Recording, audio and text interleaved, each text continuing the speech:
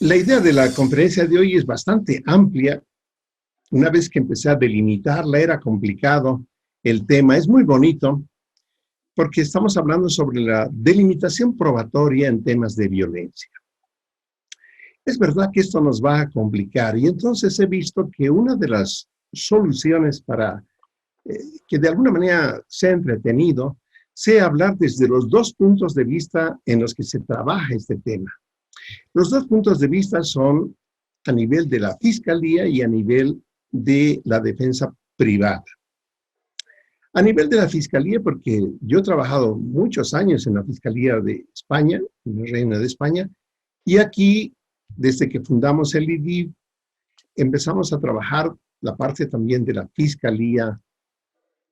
Entonces, he trabajado muy poco, unos cuantos años en España, en privada, y aquí los últimos años también en la privada, y me he dado cuenta que podíamos trabajar esto, que es importante trabajar esta parte. El crimen surgió con el hombre mismo, y este, consciente de la punibilidad de su acción, siempre ha intentado ocultar su autoría. Aunque Freud explica que es un dolor psíquico que se impone al individuo por haber traicionado al otro.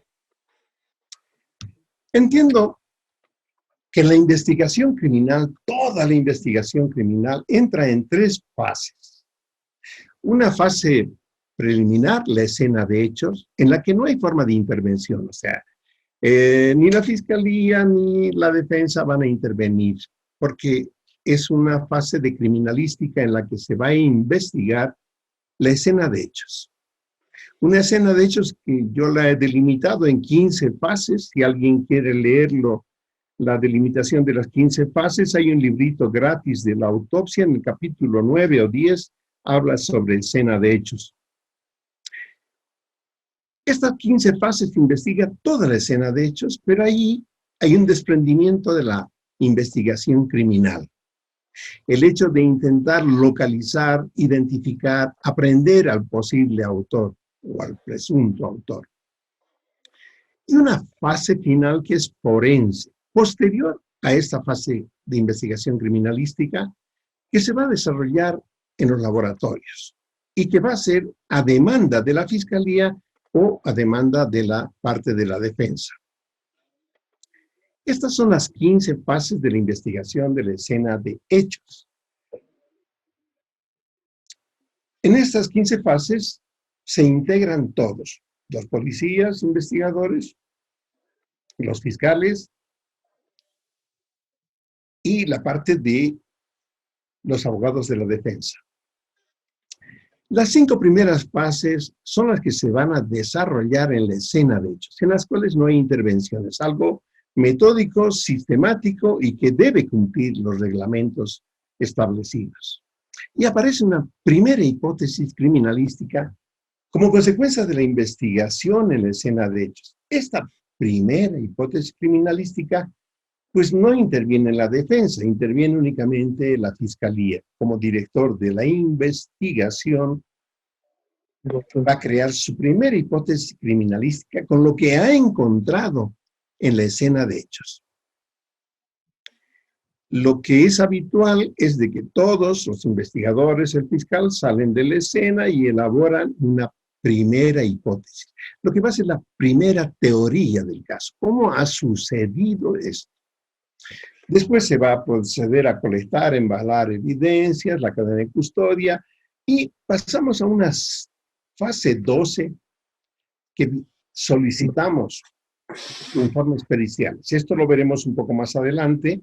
Aquí sí puede intervenir la parte de la defensa.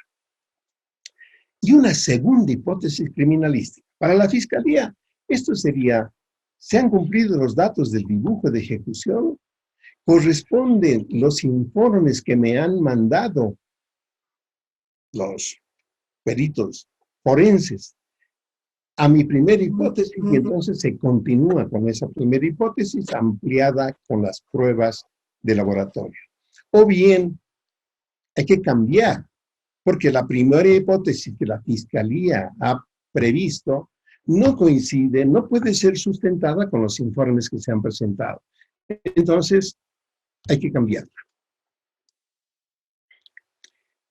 La madre de todas las ciencias forenses es la medicina legal, pero con el tiempo y el empleo de las modernas técnicas forenses, se ha ido creando especialidades y una de ellas es la criminalística. La criminalística es las técnicas de investigación de un delito en particular para intentar identificar al autor.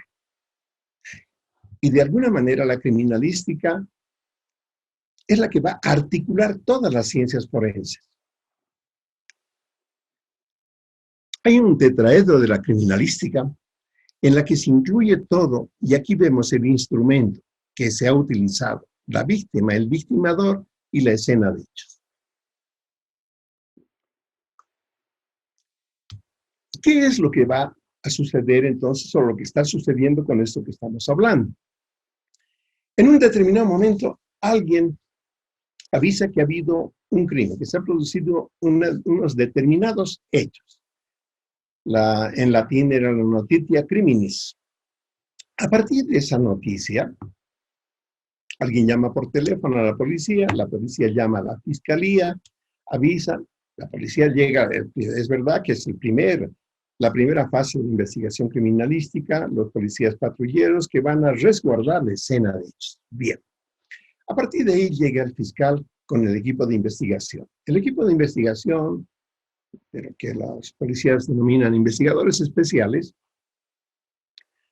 van a llegar a la escena y empiezan a trabajar esa escena con esa serie de fases sistemáticas, continuas, para preparar evidencias relativas a esa escena de hecho, o muestras, si quieren, de lo que se ha colectado en esa escena de hechos. Hasta aquí no se habla de la defensa, porque no hay, hasta este instante, nadie al que le estemos achacando, culpando de algo.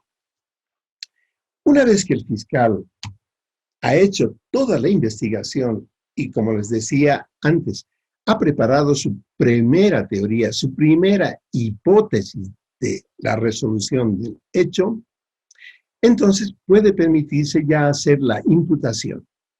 Y entonces realiza la acusación. Realiza la acusación porque ya tiene alguien, un presunto culpable, al que le va a enviar su acusación, su imputación. A partir del momento que aparece la imputación, el señor o la señora que está siendo acusado va a utilizar un abogado. Sí, es verdad que si no tiene abogado, el Estado pues, se lo puede proporcionar. Esto implica que en la primera sesión empieza y dice, no tengo abogado, pues pongan el abogado. Bien. Pero yo no voy a entrar mucho en eso. Estamos hablando que hay un abogado de la defensa, un abogado de la defensa contratado o que se le ha suministrado por parte del Estado. Este abogado va a plantear entonces el hecho de averiguar qué ha pasado y tiene que ir a averiguar qué se ha investigado, qué hay en el cuaderno de investigaciones, un sitio donde se va a apuntar todo lo que se ha realizado en la escena de hechos. Una vez que se ha puesto al día en cuanto a los datos que se encuentran en el cuaderno de investigación, porque la Fiscalía tiene obligación de compartir esos datos con el abogado de la defensa, tiene que preparar la defensa de la persona que está imputada. Aquí aparece ahora otra teoría del caso, porque el abogado de la defensa tiene que crear otra teoría del caso. Dése cuenta que la primera teoría del caso, la de la Fiscalía, está en relación a acusar. El abogado de la defensa tiene que preparar otra teoría en relación a defender. Y para eso, ¿qué se va a plantear? Informes periciales. A veces la Fiscalía, en esa etapa de la investigación que está realizando, puede pedir algunos informes periciales. Por ejemplo, un informe psicológico para que después no se diga, siempre que se haya encontrado a la persona, al acusado, le hacen un examen psicológico para que no argumente que tiene trastornos, etc. Hay un informe pericial, sí, y también puede haber informes periciales balísticos de toda la actividad forense. El abogado sabe que hay esos informes, entonces necesita preparar otros informes en relación a descalificar, a anular los informes que se han presentado por parte de la Fiscalía. ¿Por qué? Porque necesito preparar mi teoría del caso como abogado de la defensa de tal manera que yo vaya a demostrar que mi historia es la correcta. Aquí estamos planteando que en el proceso penal actual, acusativo, en México dicen adversarial, por el hecho de que serían como dos personas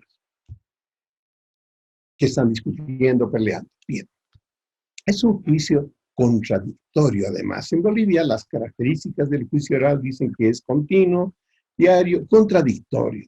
¿Qué quiere decir contradictorio? Pues quiere decir que si la Fiscalía presenta un informe pericial que dice blanco, yo como abogado de la defensa voy a presentar otro informe pericial que diga negro. Claro, en eso estamos hablando y dice, pero ¿cómo que cuentan? Esta es la idea. La idea es de que cada uno, la Fiscalía y el abogado de la defensa, van a ir a contar una historia que esté documentada, basada en pruebas, porque la idea es de que aparezca que el tribunal de sentencia ha creído mi historia como abogado de la defensa o mi historia como fiscal. Aquí entra la teoría del hecho, que lo veremos ahora un poco más adelante, porque a veces podría ser que nosotros estamos de abogados de la defensa, o somos abogados libres, y llega un cliente y dice, pues mire usted, yo quiero denunciar al médico por negligencia porque ha matado a mi abuelita. Y a veces analizamos eso y no hay teoría del caso. Es decir, no hay cómo demostrar que han sucedido hechos delictivos con los cuales podemos acusar a alguien y en el caso de un reclamo por negligencia sería una indemnización, algo que de alguna manera permita que el cliente esté contento. Entonces, lo importante en estos temas es averiguar si hay una teoría del caso. Es decir, que se han cometido unos determinados hechos y que esos hechos pueden ser perfectamente causa para incumplimiento de la ley.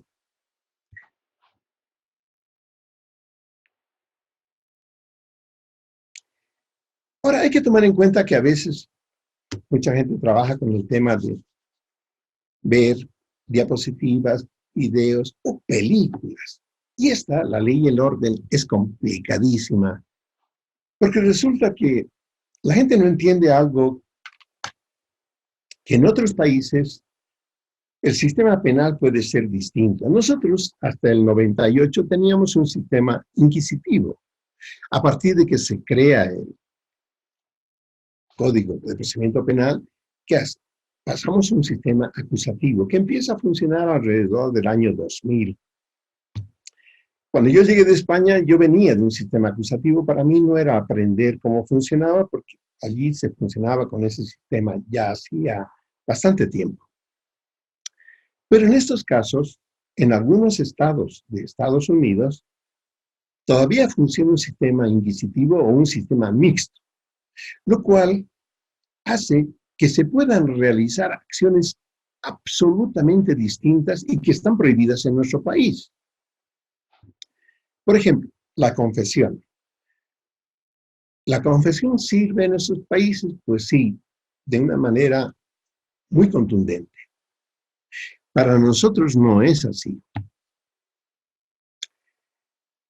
Una confusión conseguida aquí en nuestro país plantearía el hecho de que el abogado de la defensa en la primera sesión de apertura del juicio oral solicite que se anule la confesión por el elemento que sea el que quiera argumentar. Dos, Las evidencias, en estos casos, el policía va por la noche a la escena de hechos, investiga y encuentra algo. Coge de su bolsillo una bolsita y lo coloca dentro, lo cierra y al día siguiente va y dice, añade estas evidencias en el caso tal porque lo he encontrado anoche. Nadie ha controlado eso. En nuestro país eso es imposible. Tú no puedes hacer una colecta de evidencias que esté fuera de las actas de evidencia que se han colectado y que han sido firmadas por el fiscal, por los investigadores y por un testigo. Entonces, esto es bastante diferente y esto es lo que hay que tomar en cuenta.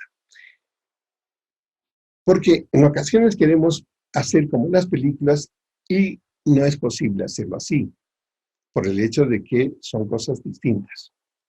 El sistema acusativo, nuestro es acusativo, y el sistema de algunos estados en Estados Unidos es inquisitivos mixtos. ¿Qué es lo que vamos a tener nosotros como consecuencia de la investigación criminalística que ha realizado la Fiscalía? Se supone que esa investigación ha ido a buscar el qué ha sucedido, quién lo ha realizado, cómo se han producido los hechos, cuándo, ahí puede entrar hasta la data de muerte, con qué se han producido los hechos, qué arma ha sido la que se ha utilizado, dónde y el por qué. A veces es posible conseguir la criminogénesis dentro de los datos que han preparado. Pero con estos datos tenemos que trabajar nosotros si somos abogados de la defensa. Ya tenemos claro que eso está ahí. Ahora bien, podríamos intentar, si lo que está sucediendo es absolutamente contradictorio para lo que yo quiero defender, tendría que ir a buscar elementos que anulen algunas de las actividades que se han realizado en la escena de hechos. Tendría que ir a buscar fundamentalmente, como lo vamos a ver ahora, algo que haya transgredido las normas de la cadena de custodia o del rastreo en la escena de hechos. El rastreo de evidencias en la escena de hechos hace que una vez que se ha recogido la evidencia, no tiene que ser contaminada, tiene que ser embalada de manera perfecta y tiene que constar que ha llegado al archivo de evidencias. Ahora bien, en eso podríamos encontrar quizá algún detalle que haga que se vea que no se ha cumplido a cabalidad los requisitos para la colecta de evidencias. La otra parte que podemos hacer es el trabajo en el laboratorio. Es decir, en cuanto nos enteramos nosotros que la Fiscalía está pidiendo un informe pericial, el informe pericial lo va a pedir a la gente del IDIF o del ITCU. Por lo tanto, es gratuito. Entonces, la idea es sumarnos a esa petición de informe pericial y añadir nuestros puntos de pericia. Con lo cual hemos ahorrado algo de dinero al cliente, pero además hemos puesto lo que nosotros queremos probar. Y podríamos tener un informe pericial que nos pueda favorecer. Esta es una escena de hechos aquí de Santa Cruz, muy complicada. En este caso era un atentado para matar a la fiscal. Localizamos al señor, pero hasta hoy, pues, sigue libre. A veces esto te complica mucho la vida. Pero les quería mostrarles esta escena porque se imaginan ustedes la cantidad de evidencias que hay aquí. Es increíble. También tenemos que buscar que se tiene que haber realizado las planimetrías, o sea, los planos de la escena de hechos. Planos en los que nos van a dar información fidedigna de la situación, que en algún caso podríamos utilizarlos o solicitarlos después, al final, cuando se quiera hacer una reconstrucción de los hechos. porque la planimetría que la ha realizado uno de los investigadores de la escena de hechos ha puesto con detalle todo lo que se encontraba en la escena. También, claro, las fotos y los videos realizados. Aquí hay algo que me interesa separar un poco. Se refiere a la diferencia de términos, indicios, evidencias, pruebas.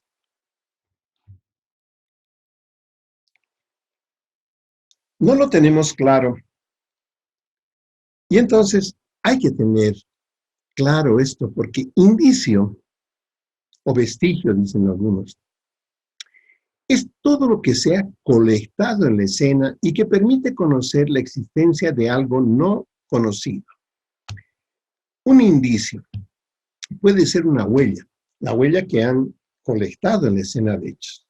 Una huella latente porque nadie la veía, le han echado un polvito encima y después de que está limpia se verifica la huella, la colectan con una cinta engomada y la llevan a una cartulina o bien al escáner.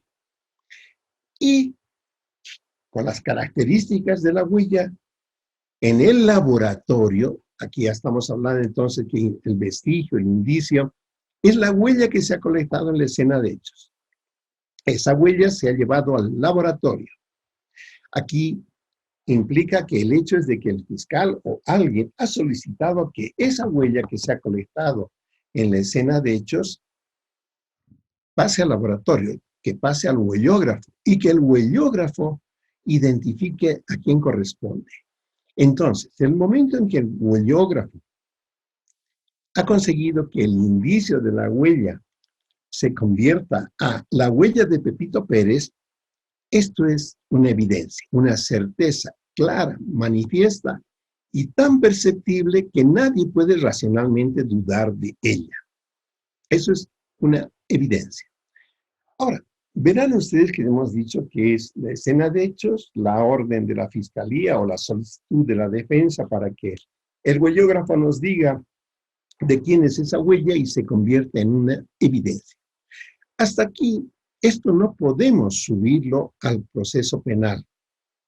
Entonces, para cuando se convierte en prueba, es cuando el perito, el huellógrafo en este caso, realiza un informe pericial por escrito. Y esto se va a convertir en prueba. Y lo vamos a incluir dentro del proceso penal en la parte en la que nos indican. Recuerdan que había una parte de un artículo que dice medios de prueba. Y ahí está pericias. Dice medios de prueba, documentales, certificales, periciales. Esa es la forma en que vamos a conseguir que los indicios se incluyan en el proceso penal como prueba.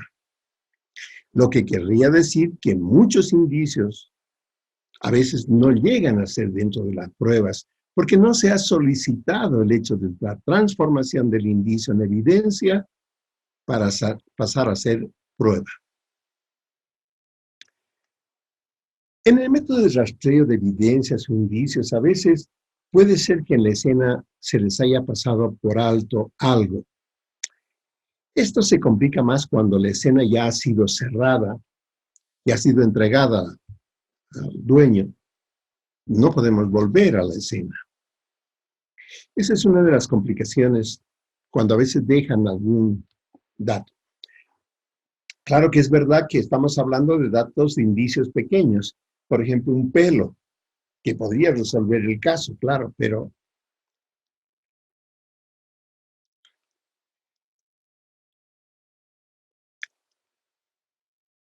decía entonces que también había que controlar un poco el tema de la colecta y del embalaje de las evidencias. Cómo se han embalado para que puedan llegar de manera correcta hasta el archivo de evidencias. Todo debe ser etiquetado poniendo el número del caso, fecha del registro, número de la muestra. ¿Esto a qué corresponde? A que durante la investigación de la escena del crimen, yo no utilizo mucho el crimen porque da por hecho que en esa escena de hechos es un crimen lo que hay. Y puede ser que no sea un crimen. Entonces, por eso hay que utilizar el término de escena de hechos. Entonces, en la escena de hechos, el investigador empieza a revisar y encuentra, por ejemplo, un teléfono. Pues en ese caso, el investigador levanta la mano, viene el fotógrafo, hace una fotografía global, una fotografía en detalle, y después le pone una señalética, un triangulito que viene con un número. La primera muestra, pues, primer indicio, número 1, y se saca una foto con muestra número 1, y así se van colectando. No, perdón, se va haciendo las fotografías de los indicios que se van a colectar con su señalética. Cuando se hace el embalaje, debe describirse esto. Dice, aquí hay un teléfono. Debe hablarse dónde se ha localizado, el nombre del investigador y el nombre del fotógrafo. Esto es muy importante porque a veces pasa el tiempo y los equipos cambian, pero los fotógrafos siempre tienen guardado las fotografías con las que han trabajado. Y pasamos a una parte que es muy importante, la cadena de custodia. ¿Qué es la cadena de custodia? El mecanismo que garantiza la autenticidad de los elementos probatorios recolectados y examinados, sin que llegue a tener confusión. La cadena de custodia nos va a decir quién ha manejado las evidencias, cuánto tiempo las ha manejado, para qué las ha sacado del archivo de evidencias, con qué autorización se ha sacado. Es decir, nos permite hacer el seguimiento desde el momento en que se han colectado en la escena de hechos, que van a ser enviadas al archivo de evidencias, y que después, con orden del fiscal, el forense va a ir a sacar esa evidencia, la va a trabajar en el laboratorio, va a emitir un informe y lo va a devolver al archivo de evidencias. Entonces nos está diciendo, ahora, ¿en base a qué se está trabajando esto? A un acta de colecta de evidencias. Este es el primer documento que aparece en la cadena de custodia, en el que dice, se ha recogido en la escena de hechos. Ahora, una vez que esto que se ha recogido en la escena de hechos vaya al archivo de evidencias, va a aparecer otro papelito. Estamos con el segundo papelito. Cuando el fiscal le ordena al forense que vaya a trabajar y vaya a pedir las evidencias, hay otra entrega y recibo de la evidencia. El forense se lo lleva a su laboratorio, procede a trabajarlo y cuando termina, vuelve a crear otra acta de entrega y recibo de evidencias. Con esto entonces hemos conseguido saber, porque esto va a mantenerse, todos los papelitos que dicen quién los ha sacado, para qué los ha sacado, cuánto tiempo lo han tenido y cómo han llegado al final. ¿Por qué es tan importante esto? Porque si nosotros podemos encontrar que hay una ruptura de la cadena de custodia, esa prueba ya no sirve, es ilegal. Lo normal de esa cadena de custodia es de que se haga una colecta de los indicios, evidencias en la escena de hechos, se embalan, se mandan al archivo de evidencias y con un orden del fiscal del archivo de evidencias van al laboratorio, se produce el informe pericial y eso se va a llevar al juicio oral. Decíamos que había dos diferencias en esto. Sí, la teoría del hecho y la teoría del caso. La teoría del caso en realidad va a ser lo que vamos a plantear los dos lados, la fiscalía y la defensa. Dice, esto es. Pero la teoría del hecho está hablando de la existencia de una acción delictiva que podemos probarla o no. Pero que exista o que no exista es muy fundamental esto. Porque cuando una vez hablemos ya de la teoría del caso, es decir, lo que yo voy a presentar en el juicio oral, puede ser que esto ya no tenga ninguna concordancia. Aquí entra algo que a mí me hizo estudiar Derecho. Yo estudié Derecho ya después que trabajé de psiquiatra forense. Cuando encontré que había una verdad jurídica que no tenía nada que ver a veces con la verdad forense o con la verdad histórica de los hechos. La verdad histórica de los hechos normalmente la conoce el autor y Dios. Entonces, va a funcionar lo que una de las dos teorías ha convencido al tribunal de sentencia, y el tribunal de sentencia saca una resolución final, y esa es la verdad jurídica. Aunque a ti no te convenza y a los otros tampoco, pero esa es la verdad jurídica y esa es la que va a predominar. Entonces, para esto tenemos que plantearnos de las dos partes que esta hipótesis criminalística tiene que estar basada en pruebas. Se elabora la primera versión de lo que realmente ocurrió, con toda la información actual. Y aquí hay una diferencia, pero en cuanto al planteamiento de esto y cómo trabaja la Fiscalía con el dibujo de ejecución. Entonces, para la parte de la defensa deberíamos utilizar algo similar.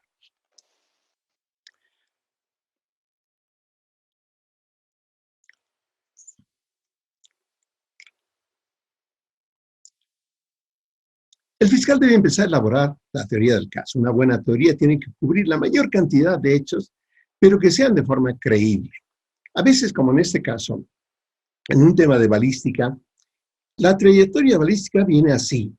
Y entonces resulta que el proyectil lo hemos encontrado aquí, aquí o aquí. ¿Qué ha pasado? Pues resulta que el proyectil ha entrado en el cuerpo y ha rebotado, ha sido desviado, por ejemplo, por la columna. Los huesos de la columna son suficientemente fuertes como para que hagan la desviación. Si quiero plantear esta teoría, tengo que contar con que en el informe del médico forense me indique que esto ha sucedido. O sea, que en el informe de la autopsia indique que ha habido una lesión en una determinada parte de la columna y que eso probablemente ha sido la causa para que se desvíe. Si hace bien el trabajo el médico forense, nos va a indicar la trayectoria balística, el ángulo de esa trayectoria, lo que va a explicar fácilmente mi teoría del caso. Quiere decir que tenemos que buscar una solución posible para los hechos que han sucedido.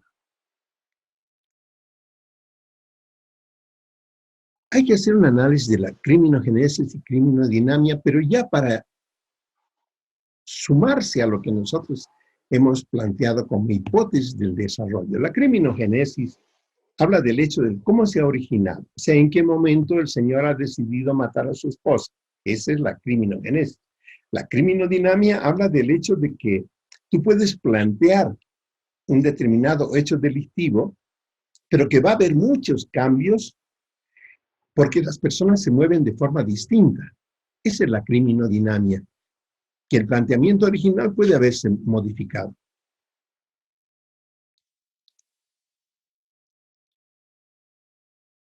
La otra parte que tenemos es pedir pericias.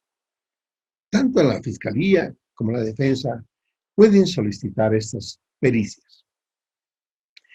Las pericias no se hacen como a uno le da la gana. No, hay protocolos normativizados operativos que están reglamentados como se plantea hacerlo de quiero fabricar un determinado producto que tiene unas normas de fabricación, unas ISO.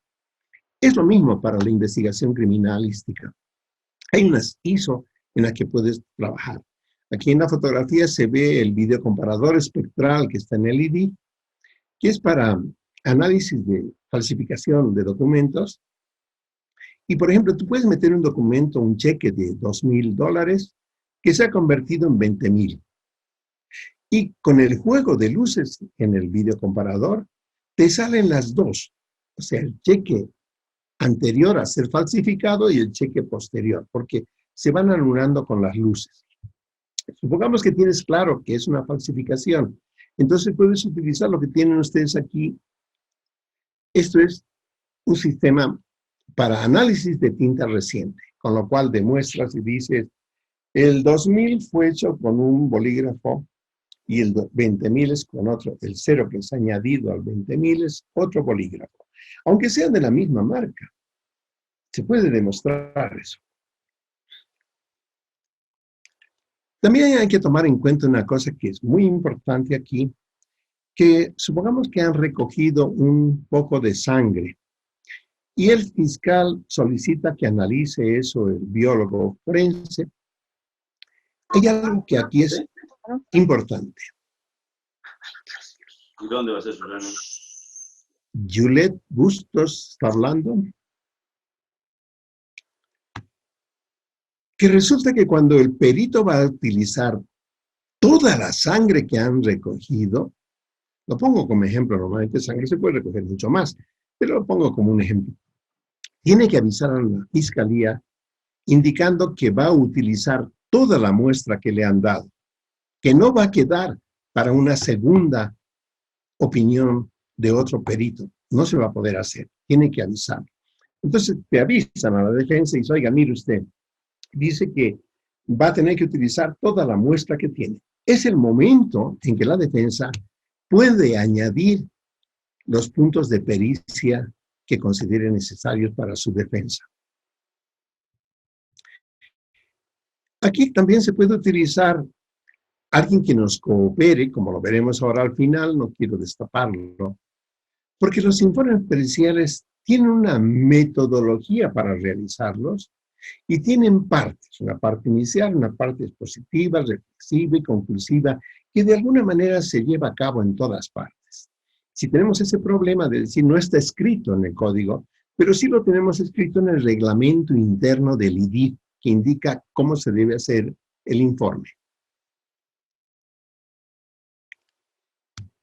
Bien, una vez que ya tenemos los resultados de los informes periciales, aparece esa segunda hipótesis criminalística. Es decir, que si mi primera hipótesis criminalística, con los datos que han mandado los forenses, se sigue sosteniendo, pues no tengo que hacer cambios. Pero si no, sí tengo que hacerlos. Tengo que comprobar la legalidad de las pruebas, la lista de evidencias, de muestras, la buena vinculación de esas evidencias con mi teoría del caso.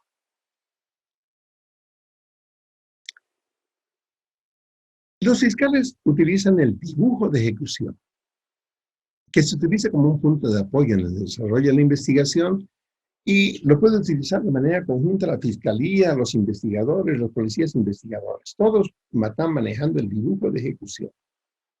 Y esto permite relacionar la información que se ha obtenido por parte del equipo de trabajo de investigación, de las diligencias, etcétera, y de la importancia de estas diligencias. ¿Cuáles son sus ventajas? Planificar y organizar mejor la investigación, compartir información entre fiscal y policía, y tener una sola dirección en la investigación.